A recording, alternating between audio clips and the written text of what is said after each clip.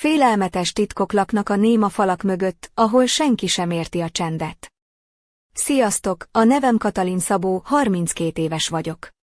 Életem egy örök körforgás, a munka, az egyedüllét és a várakozás között zajlik. A férjem, Gábor, a magyar labdarúgóbíró, aki Európa különböző városaiban vezeti a meccseket, így ritkán vagyunk együtt. Ma reggel indul el egy 2 hetes megbízatásra Németországba, és én maradok itthon, a 15. emeleti lakásunkban, a budapesti Újlipót város szívében. Amikor az ajtó becsapódott mögötte, egyszerre éreztem a magányt és egy furcsa megkönnyebbülést. Csak a csend és a város fényei a hatalmas ablakokon túl.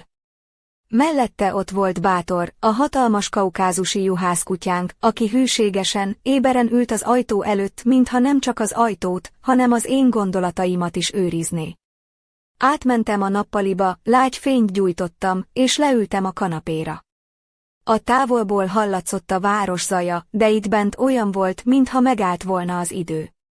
Egy pohár vizet töltöttem magamnak, de inkább csak megszorítottam a hideg üveget, mintha az segítene átvészelni a következő 2 hetet, amikor csak emlékekben lesz jelen Gábor. Bátor odalépett, és fejét az ölembe nyomta. Az ő jelenléte mindig megnyugtatott, olyan volt, mint egy horgony a viharban. Lehúztam a kezem a sűrű, hófehér szőrén, és halkan megszólaltam, na, megint ketten maradtunk, fiú. Ő mélyen felmordult, nem fenyegetően, inkább válaszként. Néha úgy éreztem, érti minden szavamat. Kimentünk az erkélyre, lent a város fényei végtelen hullámokként ragyogtak, mintha emberek 1000 története bukkanna fel a lámpák fényében.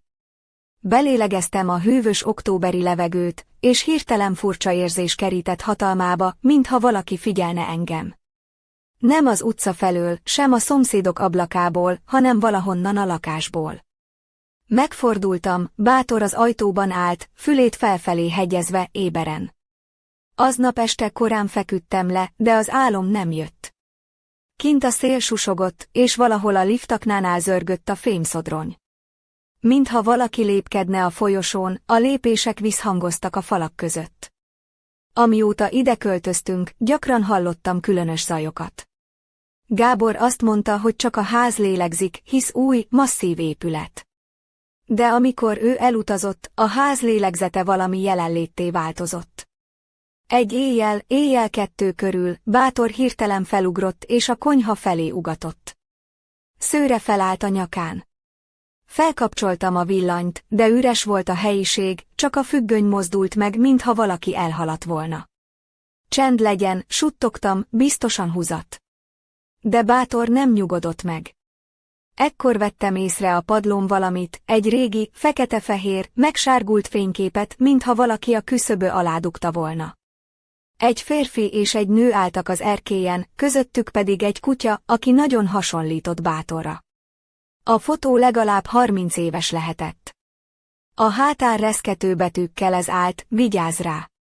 Ő mindent emlékszik.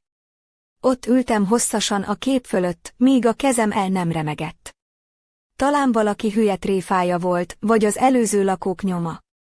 De honnan jött ez a pontos részlet? Még az erkély korlátja is pontosan olyan volt, mint a miénk. Ezt az estétől kezdve a házban valami megváltozott. Bátor egyre óvatosabb, néha még ijedtebb lett, ami korábban sosem volt jellemző rá. Nem hagyott el, különösen éjszaka nem. Néha arra ébredtem, hogy ott ül mellettem, és olyan tekintettel néz rám, mintha valami ősi bánat lakozna benne. És aztán elkezdtek jönni az álmok. Az álmok egyre élénkebbek lettek, és egyre többször ébredtem fel verítékben. Álltam az erkélyen, a hűvös, őszi levegő simogatta az arcomat, mellettem egy ismeretlen nő állt, hosszú, sötét szoknyában, a tekintete mély és titokzatos volt. Ő vigyáz rád, de téged is ő választott, mondta halk, de határozott hangon. Légy óvatos, ne veszítsd el a határt. Ezek a szavak még a csukott szemem mögött is kísértettek, és mindig hideg gyöngyök gördültek le az arcomon, amikor felébredtem.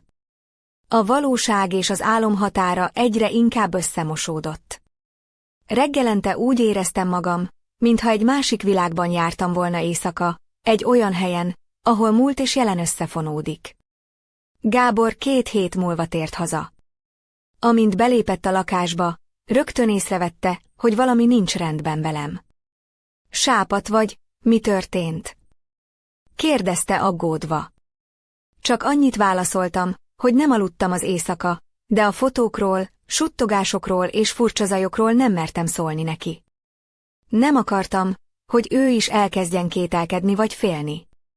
Mégis, amikor ott volt, a lakásban, nem tűnt könnyebbnek az élet.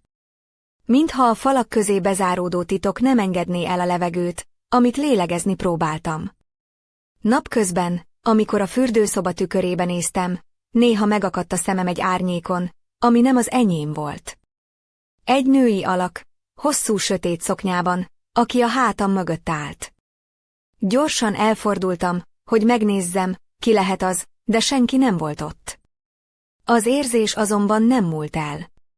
Ez a titokzatos jelenlét egyre inkább átszőtte a mindennapjaimat, és már nem tudtam eldönteni, hogy a valóság vagy az agyam játszik velem. Gábor és én egyre távolabb kerültünk egymástól. A munkája és a titokzatos események, amelyek körülvettek, mintha egy láthatatlan falat emeltek közénk. Egyedül Bátor maradt hűséges társ, aki nem csak a lakást őrizte, hanem engem is megvédett valamitől, amit én még csak nem is láttam. Aznap reggel, még mielőtt felkelt volna a nap, a fejemben kavargó gondolatok és az éjszaka feszültsége mintha még mélyebbre húzott volna. A fénykép a nappali asztalon hevert, és ahogy rátekintettem, valami megmagyarázhatatlan bizsergés futott végig a gerincemen. Úgy éreztem, hogy ez a kép nem csupán egy régi emlék, hanem egy üzenet, amelyet nekem címeztek, egy figyelmeztetés, amit nem szabad figyelmen kívül hagynom. Gábor elment dolgozni, én pedig egyedül maradtam a lakásban. A csend még sűrűbb volt, mint korábban, és mintha a falak is közelebb jöttek volna hozzám. Elhatároztam, hogy utána járok a történetnek, ami mögötte rejtőzik. Elkezdtem keresgélni az interneten, régi újságcikkeket, helytörténeti archívumokat, és minden lehetséges fórumot, ahol a lakóhelyünk múltjáról beszéltek. A kutatás során megtudtam, hogy a házunk helyén egykor egy régi polgári villa állt, amely a Kovács család tulajdonában volt. A család leánya, Zsófia, egy tehetséges sportoló volt, aki a 70-es években tűnt el nyomtalanul. A helyiek között sok volt a mendemonda, hogy Zsófia és a hűséges kutyája, egy hatalmas, hófehér kaukázusi juhász, aki névre hallgatott, valami titokzatos módon eltűntek egyszerre. Senki sem tudta pontosan, mi történt velük, és a rejtély azóta sem oldódott meg. Ahogy olvastam, egyre inkább úgy éreztem, hogy a múlt és a jelen között valami láthatatlan szál feszül, és hogy Bátor, a kutyánk, talán többet tud erről, mint amennyit az emberi érzékeink felfoghatnak.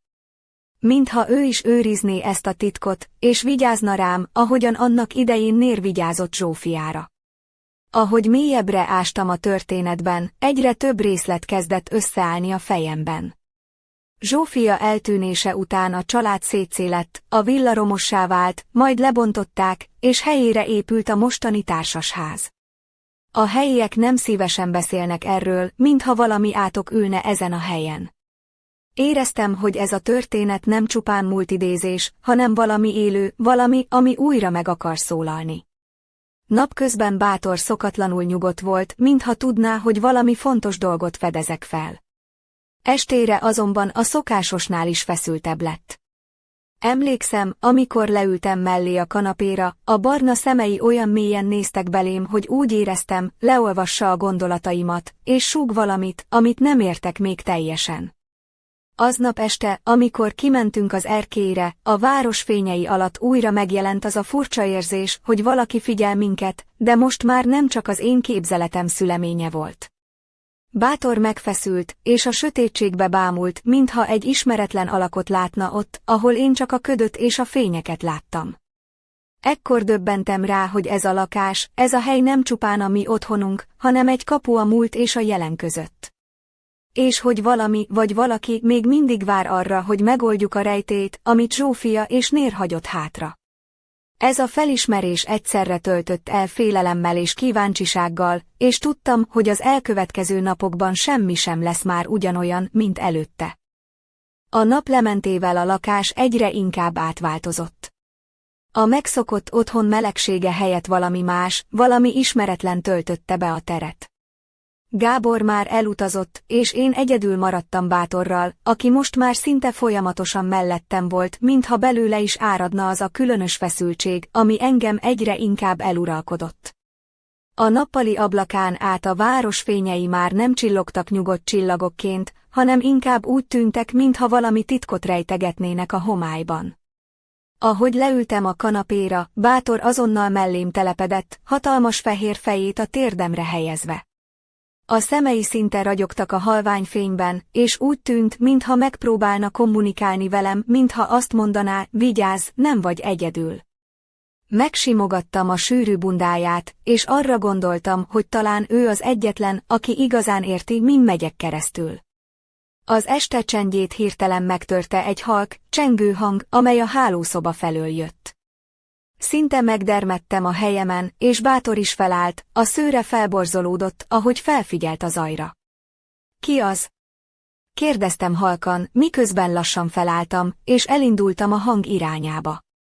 A lakás sarkaiban a fények táncoltak, árnyékok hullámzottak a falakon, és a levegő szinte vibrált a feszültségtől.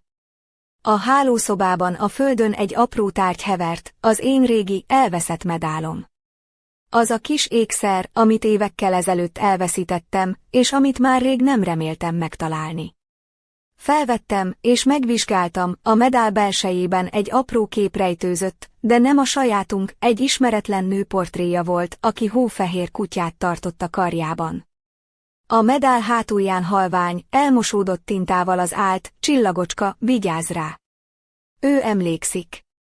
A szívem hevesen vert, és úgy éreztem, hogy minden összekapcsolódik, a fénykép, a medál, Bátor és az a régi történet a Kovács családról. Mintha egy láthatatlan fonal húzna engem vissza az időben, egy múltba, amit még meg kell értenem.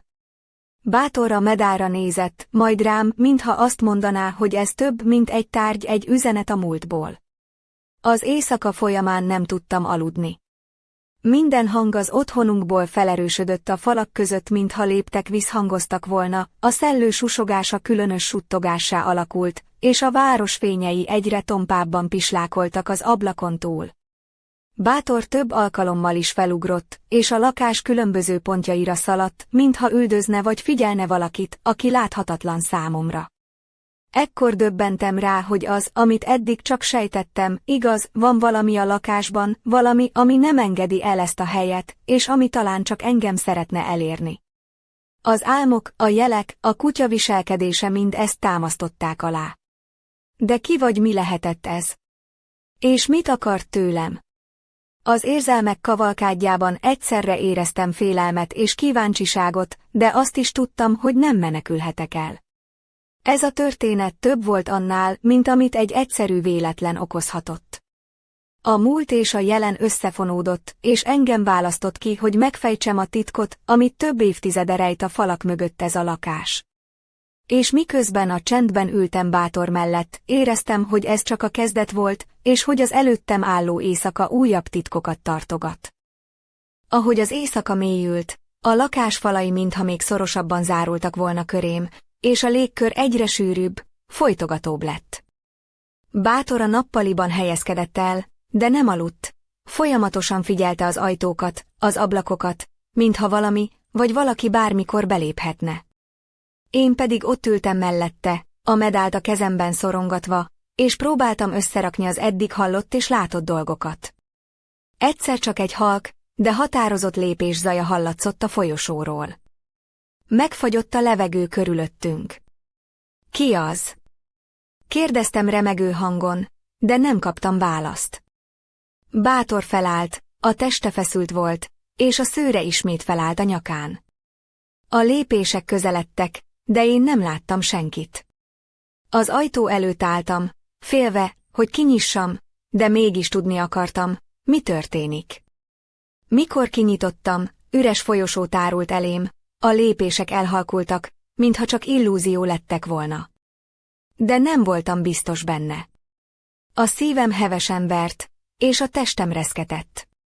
Bátor a lábamhoz simult, mintha azt mondaná, ne félj, itt vagyok veled. Aznap éjjel nem tudtam lehunni a szemem.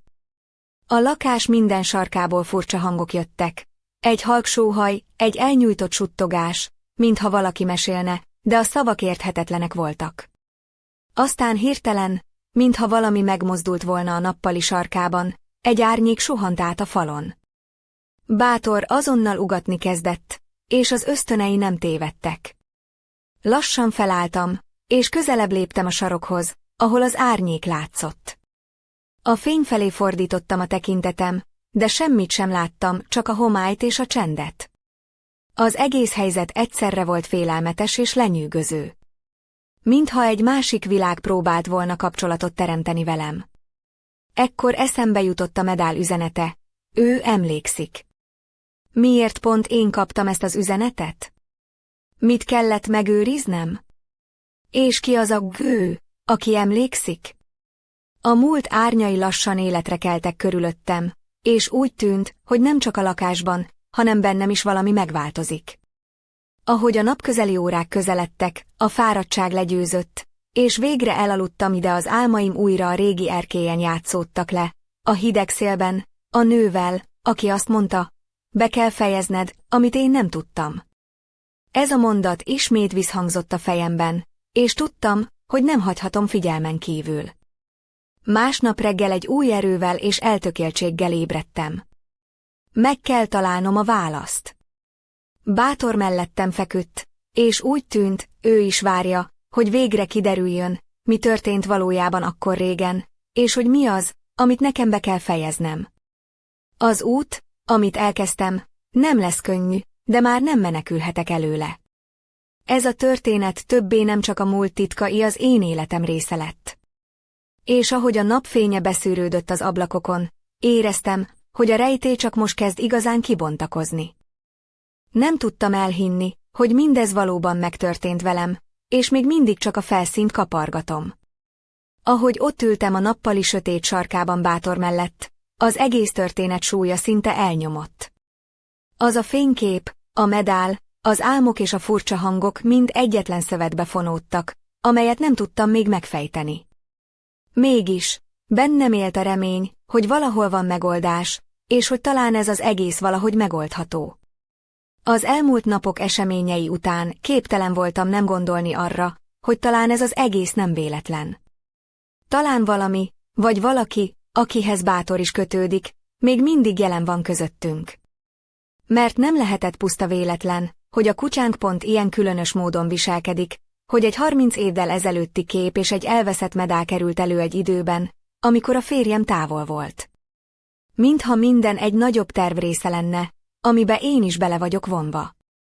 Elgondolkodtam azon is, hogyan lehetett volna másként alakulni a helyzet. Vajon ha Gábor maradt volna itthon, könnyebb lett volna megosztanom vele mindezt? Talán ő segített volna megnyugodni, vagy együtt találtunk volna kiutat ebből az ismeretlenből. De a munkája miatt távol volt, és én magamra maradtam a csenddel, az árnyakkal és a kérdésekkel. Úgy éreztem, mintha egy láthatatlan kötelék húzna engem is ebbe a titokzatos történetbe, amely nem csak a múltat érinti, hanem az én jelenemet és jövőmet is. Bátor nem csupán kutya volt, ő egy őrző, egy híd a múlt és a jelen között, aki talán a legmélyebb titkokat őrizte magában. Az egész helyzet arra késztetett, hogy újra és újra átgondoljam a történteket, és megpróbáljam összerakni a darabokat. Vajon hol van a határ a valóság és a múlt emlékei között? És vajon ki az a nő a régi fényképen, akinek üzenete még mindig visszhangzik a fejemben? Vigyázz rá! Ő emlékszik. Nem tudtam eldönteni, hogy ezek az események átok vagy áldás számomra. Egy dolog azonban biztos volt, már nem lehetett visszafordulni. A ház, a múlt, Bátor és én egy összefonódott történet részesei voltunk, amelynek végére csak akkor juthatunk el, ha bátorságot merítek és szembenézek mindennel, amit ez a rejtély rejteget. Ebben a pillanatban, miközben a város zaja tompán szűrődött be az ablakon, és Bátor feje a térdemen nyugodott, éreztem, hogy az egész történet egy új fordulat felé tart, egy fordulat felé, amely mindent megváltoztathat. Vajon készen állok rá? És vajon mit rejt még ez a csend és ez a lakás, ahol a múlt és a jelen összefonódik? Ahogy egyre mélyebbre merültem a rejtélyben, egy váratlan fordulat történt, ami teljesen felkavart mindent, amit eddig hittem. Egy reggel, amikor a szokásosnál korábban keltem, hogy újabb nyomokat keressek a múltból, a postaládánkban egy furcsa boríték várt rám. Nem volt rajta semmilyen címzés, csak az én nevem, Katalin Szabó. Kezemben tartva a borítékot, éreztem, hogy megint elindult valami, amit nem tudok irányítani. Óvatosan kinyitottam, és egy fekete-fehér fényképet találtam benne, amely egy ismerős helyen, az erkélyünkön készült ugyanott, ahol a múltban a Kovács család lányai álltak a kutyájukkal. De a kép legfurcsább része nem ez volt, hanem egy apró, kézzel írt üzenet a hátulján: ne higgy mindennek, amit látsz. A múlt rejt többet, mint gondolnád. A betűk szabálytalanok, mintha sietve írták volna, és valahogy mégis ismerősnek tűntek. Ez a titokzatos levél teljesen megzavart. Ki küldte? És mit akart ezzel mondani? Ahogy a szavakat olvastam, éreztem, hogy nem minden az, aminek látszik. Talán az egész történet, amit eddig ismertem vagy amit hittem, csak a felszín, és valami sokkal mélyebb, sötétebb igazság bújik meg mögötte. Bátor is érzékelte a változást. Aznap este a szokásosnál is nyugtalanabb volt, többször felkelt, és az ablak felé nézett, mintha valami vagy valaki közeledne. Az erkély irányába mozogtam, és hirtelen észrevettem, hogy a fények a városban furcsán vibrálnak, mintha valami megzavarná a megszokott rendet. Az este folyamán álmaimban újra megjelent az a nő a hosszú sötét szoknyában, de most már nem csak figyelmeztetett, hanem mintha valami fontos dolgot akart volna átadni. Nem minden az, aminek látszik. Az emlékek csalnak, és a határ elmosódik, mondta, miközben tekintete mélyen belenézett az enyémbe. Felébredtem, és a testem megdermedt a felismeréstől. Ekkor jöttem rá, hogy a múlt nem csak emlék, hanem egy élő történet, amely folyamatosan formálódik körülöttem. És hogy talán nem csak én vagyok az, aki keres valamit, hanem valaki vagy valami más is figyel, és várja, hogy lépjek egy következő lépést. Ez a váratlan fordulat teljesen összezavart, mert arra kényszerített, hogy újraértékeljem mindazt, amit eddig hittem, és nyitottabb legyek a lehetőségekre, amelyek túlmutatnak a látható világon. Vajon tudok-e majd megbirkózni ezzel a kettősséggel? És vajon hová vezet ez az egész, ha még a múlt sem az, aminek látszik? Bátor mellettem feküdt, és tekintetében ott volt az a mély, ősi bölcsesség, ami azt súgta, ez még csak a kezdet. Aznap este a lakásban újra megváltozott valami.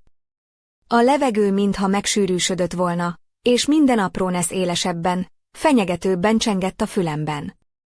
Bátor nyugtalanul állt fel, a szőre a hátán felborzolódott, és a nappali sarok felé bámult. Éreztem, hogy valami közeledik, de nem tudtam, hogy mi vagy ki lehet az. Miközben a csendet hallgattam, a falakon árnyékok táncoltak, és a sötétségben egy halvány kontúr kezdett kirajzolódni. Egy női alak volt, hosszú, sötét szoknyában, akinek tekintete olyan mély és titokzatos volt, hogy azonnal megismertem. Ő volt az a nő az álmaimból és a régi fényképekről, akinek az üzenete még mindig ott visszhangzott a fejemben. Nem minden az, aminek látszik. Az alak lassan közelebb lépett, és halkan megszólalt. Katalin, végre ideértél. A múlt láncai még mindig szorítanak, de te vagy az egyetlen, aki megszabadíthat minket. A hangja egyszerre volt nyugodt és határozott, de valahol mélyen egyfajta fájdalom is rejtőzött benne. Bátor megugatott, de nem támadóan, inkább figyelmeztetően, mintha próbálta volna megvédeni engem. Az alak ráemelte a tekintetét, és egy pillanatra úgy tűnt, mintha megenyhült volna, majd szinte eltűnt a sötétben, mind aki soha nem is volt ott. Ez a találkozás teljesen megrázott. Valami, amit eddig csak sejtettem, most valósággá vált. Nem csupán egy régi történetről volt szó, hanem egy élő kapcsolatokról, kötelékekről és egy olyan múltbeli fájdalomról, amely még mindig hatással van a jelenre. Aznap éjjel nem tudtam aludni. Bátor mellettem feküdt, de ő is nyugtalan volt. Úgy éreztem, hogy a találkozás után még több kérdés merült fel bennem, mint választ kaptam. Ki volt ez a nő? Miért kötődött hozzá annyira Bátor? És mi az, amit nekem kell tennem, hogy véget vessek ennek a történetnek? Ahogy a város fényei tompán szűrődtek be az ablakon, rájöttem, hogy ezek a titkok többé már nem hagynak békén. A múlt kísértetei nem tűntek el, hanem erősebben ragaszkodnak hozzám, mint valaha.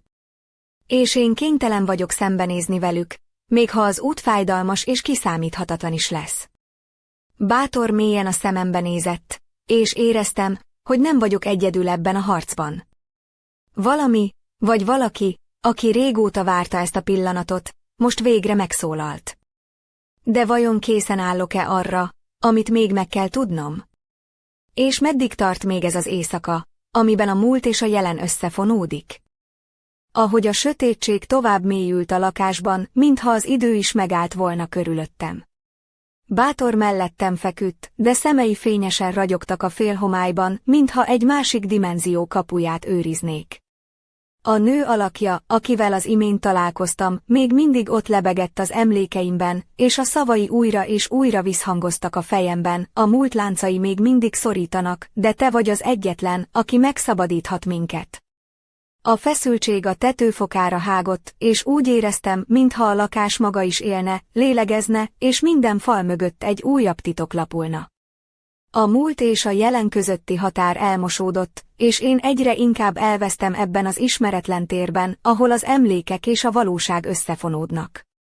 Bátor hirtelen felugrott, és a sarok felé rohant, ahol az árnyak táncoltak. A szőre felborzolódott, és mély, fenyegető morgás tört fel belőle. Én is közel léptem, de nem láttam semmit, csak a sötét, sűrű árnyékokat, amelyek mintha életre keltek volna. Az egész helyzet már nem csupán titokzatos volt, hanem kifejezetten fenyegető. Mintha a múlt minden fájdalma, minden elfojtott emléke egyszerre törne rám, és arra kényszerítene, hogy szembenézzek vele. A csend megszűnt, helyette a légkör feszültsége vibrált, és minden apró mozdulat, minden halkzaj elviselhetetlenül hangosnak tűnt. Ebben a pillanatban ráébredtem, hogy nem csupán egy egyszerű titokkal állok szemben, hanem egy olyan erővel, amely évszázadokon át megőrizte fájdalmát és a megoldásra váró sorsát. És hogy ebben a történetben nem vagyok csupán passzív résztvevő, hanem az egyetlen, aki képes lehet megtörni ezt a kört. Szívem hevesen vert, és éreztem, hogy a levegő mintha izzott volna körülöttem. Bátor hűségesen mellettem állt, tekintetével védelmezett, és én tudtam, hogy bármi is vár rám, nem vagyok egyedül. Ez az éjszaka egy új szintre emelkedett, ahol a félelem és az elszántság összeolvadt, és ahol a múlt árnyai végre megkérték, hogy döntsek, vagy elfogadom a sorsomat, vagy elszabadul a káosz. A feszültség a tetőpontját érte, és a történet, aminek még csak a felénél jártam, most a legvégső próbatételére készült. A csend, ami körülvett, már nem volt nyugtató, hanem egy fenyegető előjel, amely új fordulatot ígért. És én ott álltam, készen vagyok-e szembenézni mindazzal, amit a múlt rejteget még mindig. Az éjszaka legmélyebb óráiban, amikor a város zaja már csak tompa morajlás volt az ablakokon túl, a lakásban minden megállt egy pillanatra.